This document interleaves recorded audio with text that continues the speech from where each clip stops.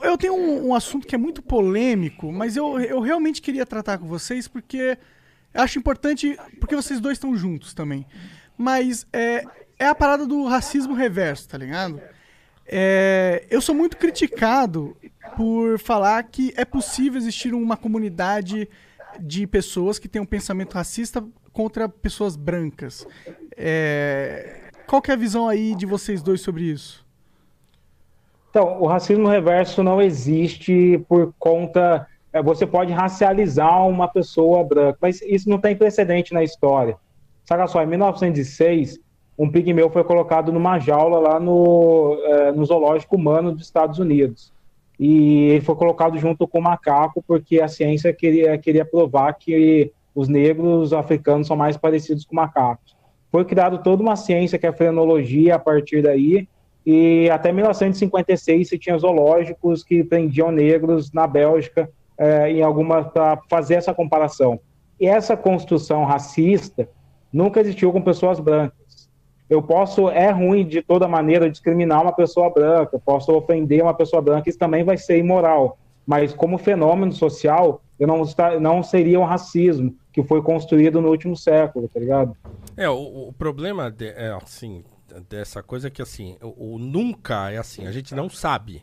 Então, por exemplo, eu não sei se na época da opulência africana, porque nós tivemos uma África pujante no passado, se eles não tinham brancos escravizados em jaulas lá sendo apresentados para os outros. A gente não sabe. Então, tudo isso, claro, isso surge no momento que tem foto, que tem registro escrito e tal, então aqui... E a maneira como a sociedade está em 2020... Então, e assim, essa coisa do zoológico que o Ale tá trazendo é uma coisa que tem foto, isso é chocante. A escravidão colonial tem foto, nós temos foto de gente escravizada, acorrentada e tal. Cheio de marca nas costas. Cheio de marca nas costas. Então, essa é a novidade do mundo moderno, o registro. Então, quer dizer, o continente africano, que é uma cultura oral, por exemplo, então quer dizer, você não tem. Então, quer dizer, você não sabe o que acontecia lá quando a África era poderosa como foi no passado, né? No reino de Kush, por exemplo. Então você vê, assim, tem coisa que a gente não sabe. E né? na guerra, a prática de fazer escravos é comum em qualquer ponto da história da humanidade. Sim, né? E não estamos nem questionando esse negócio. Escravidão O problema... é diferente. Escravidão é uma coisa que existia desde que o ser humano deixou de ser caçador-coletor. E a escravidão racial, aquela que vai criar teorias para inferiorizar o negro, isso já vem ali do século XVI, XVII. A novidade é essa, né? Então, quer dizer, a escravidão se racializou, né, por quê? Porque surge, né, no bojo dessa escravidão colonial, surgem as teorias racistas. Entendi. E aí o negócio vai se encontrar, né? Juntou então, a fome com a vontade de comer. Que o que o Monark... Você me corrige, claro. Eu vou tentar botar palavras na sua boca aqui. O que ele está dizendo que se é possível que haja uma discriminação de qualquer coisa que não seja branco contra um branco. Então, isso é possível e no dicionário racismo diz que o racismo é definido como inferiorizar uma outra raça. Então ele está mais atrelado ao significado do racismo etimológico do que ao significado social, porque na história da sociedade o racismo presente hoje no mundo ele é direcionado para outras raças. Não tem, pode ser que exista, como o Paulo falou, uma dinâmica diferente lá na África antes do ano 1300, que foi quando surgiu a primeira escrita ali. Mas, se existiu, isso não impacta na nossa sociedade hoje. O racismo hoje, ele é ligado a essas teorias e essas histórias contadas por europeus do passado. E aí, por exemplo, nos Estados Unidos, você tem hoje, dizem que o maior índice de racismo é contra os muçulmanos, o Islã, mais até do que, às vezes, em algumas comunidades negras. Então, tudo isso, e tem o racismo contra os asiáticos também. Tiveram leis para impedir imigração de asiáticos e tal. Agora, não tem um histórico de uma construção social contra pessoas brancas no mundo, né? Faz sentido. Aí fica uma questão na minha cabeça que o argumento aqui é, tipo, a gente entende que é possível um grupo de pessoas que não são brancas ter um preconceito racial com um grupo de pessoas brancas. Mas não é legal chamar isso de racismo, porque não existe um contexto social de um sistema organizado que usava esse tipo de pensamento e para adotar práticas na sociedade. Não pegavam um branco e comparavam com um animal, por exemplo. Mas será que a gente precisa abandonar o racismo, ou o conceito de racismo literal? A gente não pode só entender que existem o racismo literal e o racismo estrutural social que a gente vive hoje? Eu acho que eu não entendi o que você quis dizer.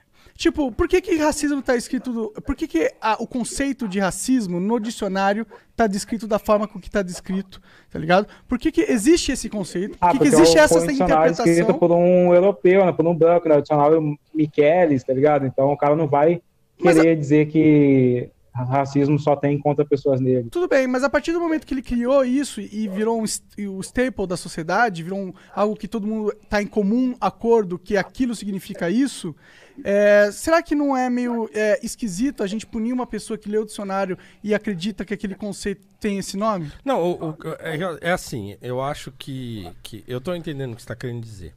Eu acho que não deveria reduzir o conceito a um negócio específico. A gente pode entender que o racismo... Eu acho assim, claro, a gente tem que dizer assim, olha, o racismo contra os negros, ele tem uma origem diferente do racismo em qualquer outra circunstância, por exemplo. Do racismo abstrato.